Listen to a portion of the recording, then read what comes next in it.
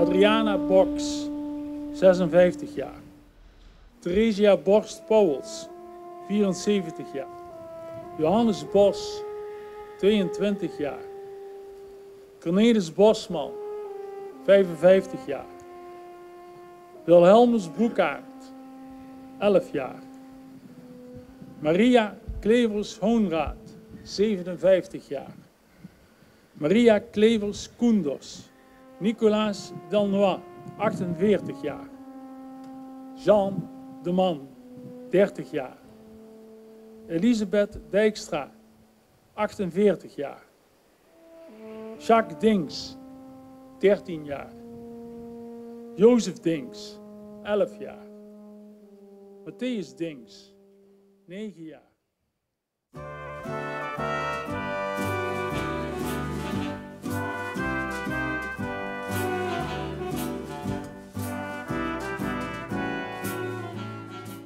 Venlo in de jaren 30. Een kleine provinciestad aan de Duitse grens. Compact.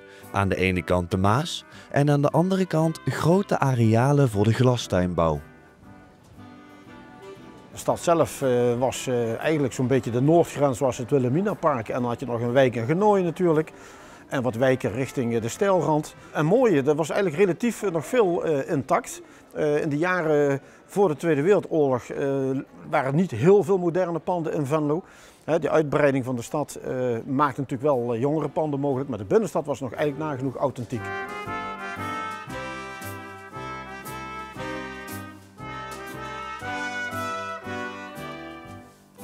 De nu 93-jarige T. Lamers woonde met zijn familie in de binnenstad, op de Grote Beekstraat. Destijds was het een straat waar alles te vinden was. Alle winkels bijna allemaal op een straat die er kosten zien. Een slechterbekker, een kolenboer. Pap had ook een poliersbedrijf. Ja, we hadden, de winkel was niet zo groot, maar dat hoefde ook niet. Want ik meen, de kiepen slachten en de knieën en alles, dat was achter. Hè. Ook in de eerste jaren van de Tweede Wereldoorlog ging het leven, inmiddels wel onder bezetting van de nazi's, gewoon door in Venlo. Tot het najaar van 1944. De geallieerden waren in opmars en een groot deel van Limburg was al bevrijd. Om de Duitse soldaten aan het front te verzwakken, wilden de geallieerden de aanvoerlijn vernietigen. Het doel waren de 2 bruggen over de Maas. Ja, die Maasbruggen waren een vitale levensweg eigenlijk voor de Duitsers naar de troepen aan de andere kant van de Maas. Dus als je zwaar materieel aan die kant van de Maas wil krijgen, dan is zo'n brug natuurlijk onontbeerlijk. Maar dat maakte voor de geallieerden de brug ook tot een doelwit, want je wil die levenslijn afsnijden. Hè, dat er geen bevoorrading mogelijk is. Met tot gevolg meer dan 10 bombardementen op de Maasbruggen. De eerste bommen vielen op 13 oktober 1944. En met name aan de oostzijde van de binnenstad kwamen ze neer. De toen 12-jarige Lamers kan het zich nog goed voor de geest halen. De merkte dat we altijd dat het behuurlijk rammelde. Hè. Net ja, of de moren mee gingen. Hè. Maar toen zien we toch goed weer goed gekomen. Maar toen hoorden we dus dat op de parade alles in één loog. En de Piccardie en de Van Kleefstraat. Ik ben toen wel gaan kijken, maar zo'n half, toen waren ze nog een zoeken naar mensen. Dus ja, we voerden niet van de parade af. Hè. En ja, een chaos. Hè. Voor de eerste keer, wat is er gebeurd? Hè? Dus zo'n hoop bommen die hadden we nog nooit meegemaakt. Hè. En het bleef niet bij dat ene bombardement. Het bleek toch lastiger zijn dan gedacht om vanuit die hoogte de bruggen te vernietigen. En de Duitsers deden er alles aan om ze intact te houden. De bruggen waren niet kapot te krijgen. En als ze al werden geraakt, dan werden ze 's nachts snel gerepareerd om de volgende dag ze weer in gebruik te kunnen nemen. Op 18, 28 en 29 oktober werden de bruggen opnieuw onder vuur genomen. De meeste bommen raakten de doelwitten niet. Gebouwen op onder andere de Spoorstraat, Roermondsestraat en Havenstraat werden zwaar getroffen. Nou, dit is mijn museumkamer. Het is de slaapkamer van mijn ouders. En ik heb dit hier opgehangen. Dit is mijn vader. En dat is zijn vader. En helaas is die foto vergeeld.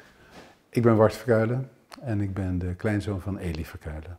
Eli Verkuijlen was onze opa. De opa van mijn neven en nichten. En we hebben hem allemaal nooit gekend, omdat hij op 28 oktober bij een bombardement van de Engelsen is komen te overlijden.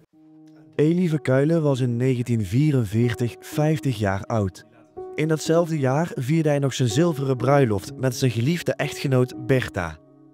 Eli stond midden in de Venlose samenleving. Het was een verenigingsman. 28 oktober 1944 leek voor Eli Verkuijlen een doodnormale dag, totdat het luchtalarm ging. De Maasbrug lag al langer onder vuur. Er waren meerdere bombardementen geweest. En er zouden er ook nog meerdere volgen. En opa was aan het werk. En bij het luchtalarm is hij met een aantal collega's de kelder ingevlucht. Van de fabriek waar zij waren, uit mijn hoofd Jansen van Ooy. En de fabriek is geraakt door een voltreffer en raakte ernstig verwoest en stond in brand. Hij was niet geraakt door het bombardement zelf, dus ze waren niet gewond. Maar ze konden er, nadat het bombardement voorbij was, niet uit, omdat de toegang of de uitgang geblokkeerd was. En omdat de fabriek in brand stond, was er een ernstige rookontwikkeling. En al vrij gauw had hij in de gaten dat dit heel erg mis zou kunnen aflopen. En heeft hij op een aantal monsterzakjes genoteerd wat hij ervoer en wat hij voelde en wat hij wenste. En die monsterzakjes die zijn op zijn lichaam gevonden nadat hij gevonden was. De monsterzakjes waar Eli Verkuijlen zijn laatste gedachtes op schreef, liggen bewaard in het gemeentearchief. De familie heeft ze altijd zorgvuldig bewaard. Hij heeft eerst beschreven dat het rookte. Dus dat ze veel last hadden van de rook.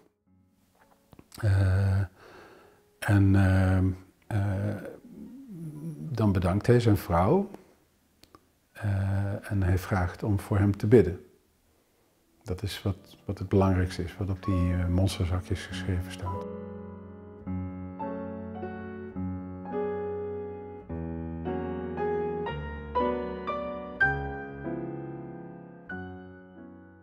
Na het luchtalarm werd al gauw bekend dat de fabriek een voltreffer te verduren had gekregen. Dus ging mijn vader met zijn verloofde, mijn moeder, naar de fabriek toe, waar inmiddels de brand geblust werd en waar daarna de overlevenden en de overledenen boven gehaald werden. En ik stel mij zo voor dat mijn vader vooral hoopte en ervan uitging dat zijn vader aanstonds ook levend boven zou komen, maar dat was niet zo. Hij kwam ongedeerd boven en was overleden. En mijn moeder heeft mij daarvan verteld: het is het enige moment in mijn leven dat ik je vader heb zien huilen.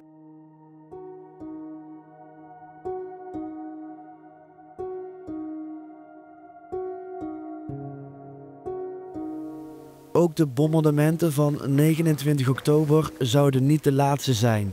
Begin november kwamen de geallieerde bommenwerpers 3 dagen achter elkaar terug om nog eens pogingen te wagen om de bruggen te vernietigen.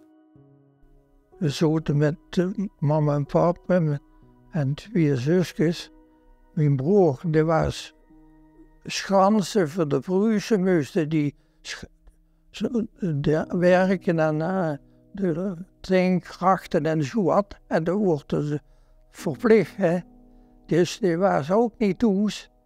En ik had het jongste zusje, dat was nog bij werkverkoopholen op de Remunse Stroot. En daar zoet dat in de kelder bij Jenneskes, gelukkig. Maar dat is dan ook uitgekomen, want er zoeten ook meer mensen in.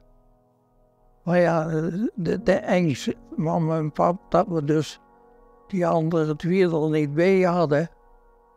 Maar toen die woonden velen, er kwamen een hoop stof naar binnen. Eerst, die zoog, die woonden, hè, die zuigen misschien wel luchtledig. En toen kwam de rotzooi allemaal mee. Ook de kelder in, hè, kostte niks per se. De kreeg geen oorse weer. Wie het voorbij was, dat heeft hoogstens 10 minuten geduurd. Dus het pap, ziet je er nog allemaal? Ja, dat was het eerste wat hij zei. Maar toen zien we er wel goed kunnen kroepen.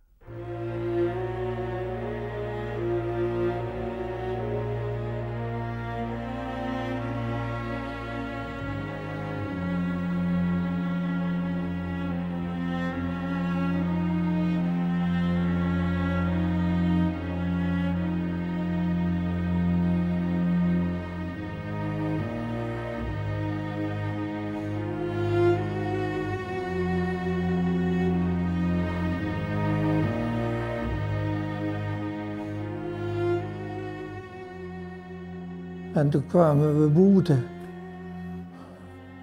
En er logen 11 vliegen op de stroom. Die toes gebleven waren. Die hebben allemaal pech gehad. Er zien er geloof ik geen ene uitgekomen. Later vertelde mam mij dus dat een van de kinderen van Zeuren, die zoet nog te spelen op de straat. Wie het luchtalarm ging. En toen heeft ze die gauw Fransje naar huis gestuurd. Ze moest maar rennen, want het luchtalarm heeft gegeven. Gewoon. En die is naar huis gerend. 10 minuten later was hij overweg. De hele familie. Man met 5 kinderen. En een daarvan is ook bij mij in de klas. Op de Vleestraat, iets verderop waar T. Lamers op dat moment verbleef, woonde de familie Seuren. Paul Seuren was de jongste van het gezin. Hij was op dat moment net iets meer dan 5 maanden oud. Dus mijn moeder had toen alle kinderen, dus behalve ik, want ik loog in de weeg, heeft alle kinderen naar de kelder gestuurd. Om mij boven het bed te halen. Want mijn vader dat was niet thuis, want die moest voor de Pruisen waren dus verplicht. Die moesten die op de hei, moesten die op het vliegveld, moesten ze tankkrachten graven. En toen die kinderen naar de kelder waren en mijn moeder dus mij naar boven ging halen, toen kreeg mijn oshoes een voltreffer. De bom die viel in het huis tot in de kelder en explodeerde door. Dus die kinderen in de kelder, die zijn op slag dood geweest.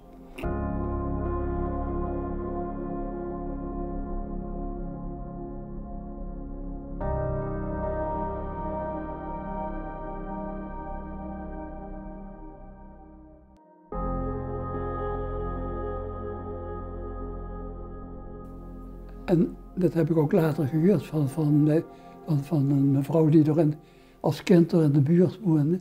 Dat ze mij had zien liggen, dus met mijn moeder, en dat ik bij mijn moeder in de arm op de puin lag.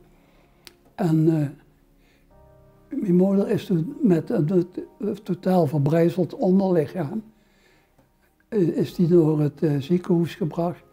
En ik had mijn bovenbeen gebroken, of been, voor een babybeen. En toen kwamen we allebei in het gashuis terecht. En mijn moeder had toen nog maar 2 dagen geleefd. En dus 2 dagen later is die gestorven.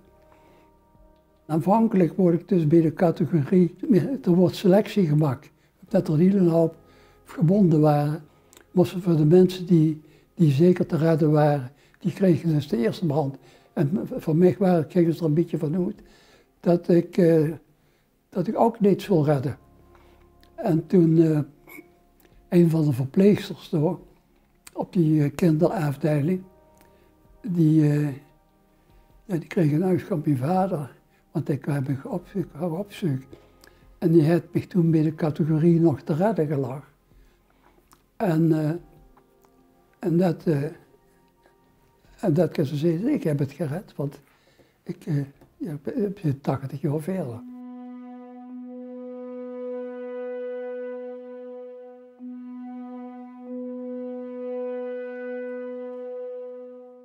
Het werd steeds gevaarlijker om in de binnenstad te blijven.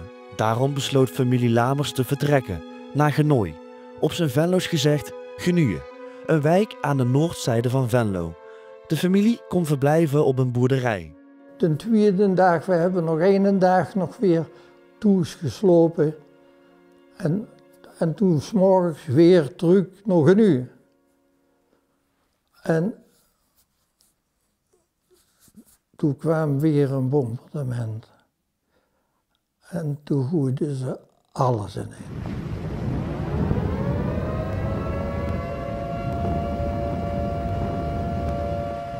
We kosten dat van Genueën uit zijn, kosten zuur op de stad kijken. Hè? En toen zag ze die bommen dus vallen. Wel klein, hè? Maar die dropten onder zuur, net als gewoon regen eigenlijk, vele die. Maar toen zei het pap, maar nu is het raak, want dat is vlak bij de brug.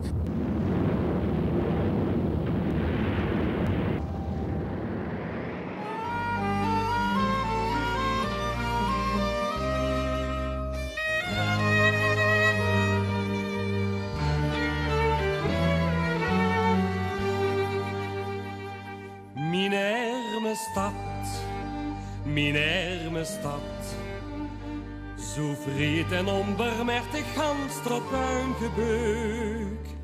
Wat moet ik nou beginnen? Mijn arme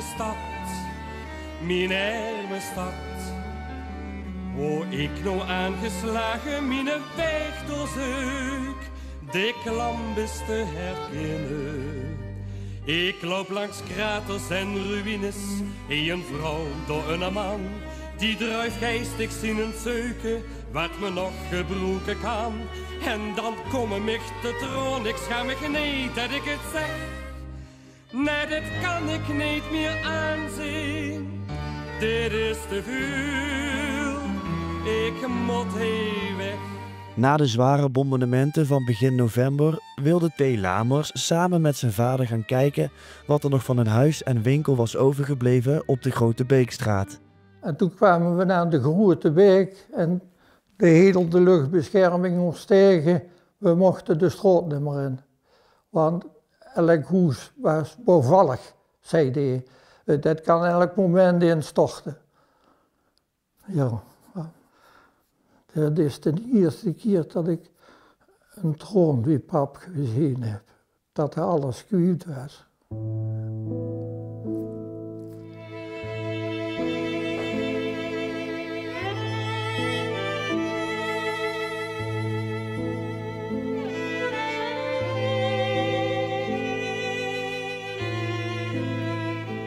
De laatste bommen vielen op 19 november. Maar ondanks de meerdere pogingen van de geallieerden lukte het maar niet om de bruggen te vernietigen.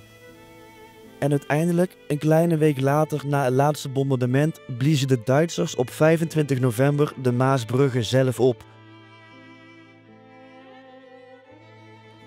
Een door het zware geschut van de bommenwerpers veranderde Venlo in een ware ruïne. De middeleeuwse en historische binnenstad zou na 1944 nooit meer hetzelfde zijn. Nou, ik denk dat van de Venlose binnenstad toch zeker een derde zeer zwaar beschadigd tot geheel verwoest is geworden. En sommige stukken zijn gelukkig gespaard gebleven. Bij sommige straten stonden nog maar 1 of 2 panden overeind. Maar ja, veelal zijn daar ook na de oorlog nog panden gesloopt, zoals hier op de markt. Het plein lag vroeger meer richting de Maas en is eigenlijk na de oorlog een stukje oostwaarts opgeschoven. Als je fotomateriaal van voor de Tweede Wereldoorlog ziet, is het bijna niet te geloven wat voor gebouwen er nu nog hadden kunnen staan als de bommen nooit waren gevallen. Zoals bijvoorbeeld het Transcedron, een klooster op de Kleine Beekstraat op de plek waar nu CNA is gevestigd.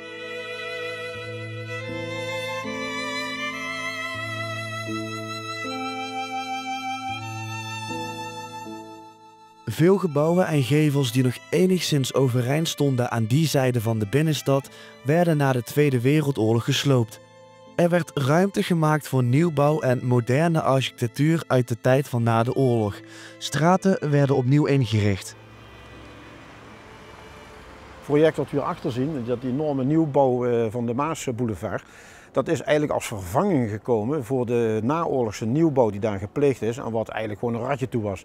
Er is niet geïnvesteerd in kwaliteit. En na de oorlog moesten die gaten in de stad gedicht worden. En dat gebeurde vrij haastig en met weinig gevoel voor kwaliteit. Maar ja, je ziet op foto's zie je toch nog wel heel veel mooi oud erfgoed wat bewaard had kunnen blijven. Ja, dat doet pijn, neem ik aan, voor een historicus. Ja, nou niet alleen voor een historicus, maar je neemt een stad ook een stukje van zijn eigen identiteit en ziel weg. Als je datgene waar eeuwenlang over gedaan is om het allemaal zo te bouwen, ja, een beetje gemakzuchtig allemaal wegsloopt. Vanwege de nieuwbouw aan die zijde van de stad is het moeilijk terug te leiden waar ooit de woningen van Theo Lamers en Paul Seuren hebben gestaan. Ik wil er maar aan denken. Ik kom er genoeg bij, neven, en er staat niks meer van de Goede Beek. Ik weet dat vroeger nog een café Astoria. En er zo toen, de vroegere slechter, dat was de buurman van mijn vader. En die zit er best tegenover. Dus ons café moet hij ongeveer ergens gelegen hebben. Dus hij direct om de hoek. Voor de Tweede Wereldoorlog had de vader van Paul Seuren een eigen café op de Vleestraat, genaamd Alt Venlo. Het idee, wat als de bommen nooit waren gevallen, schiet bij de nu 80-jarige Seuren nog wel eens door zijn hoofd. Ja, dat had een ganz ander leven gehad, hè. Als ik de jongste was geweest en mijn vader het café nog had. Ja, misschien was ik wel in het café beland, zeg maar, als uitbater. Maar nu ben ik dus maatschappelijk werker geworden, reclasseringsambtenaar. Na de oorlog moest het zwaar getroffen Venlo dus door. Stilstaan bij al het leed werd er nauwelijks gedaan.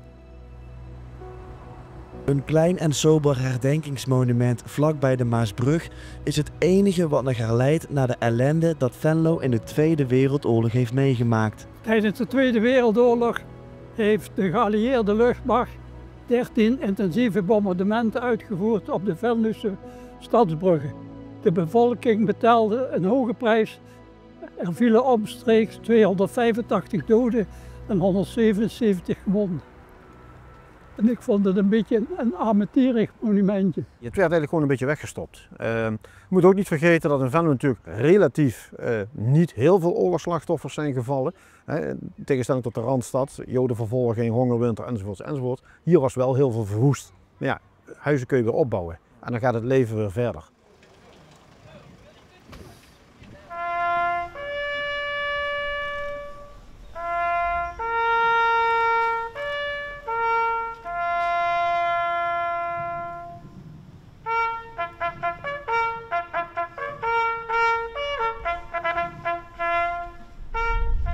Op 13 oktober 2024, precies 80 jaar nadat de eerste bommen vielen, krijgt Venlo een nieuw monument. Een kunstwerk in de vorm van een namenmuur, waar de mensen die ons in het najaar van 1944 zijn ontvallen, worden herdacht. Vandaag krijgen de nabestaanden van alle slachtoffers van deze bombardementen een monument en de 219 slachtoffers krijgen een naam. Met veel belangstelling van zowel nabestaanden, betrokken Venlonaren en de media werd een monument onthuld.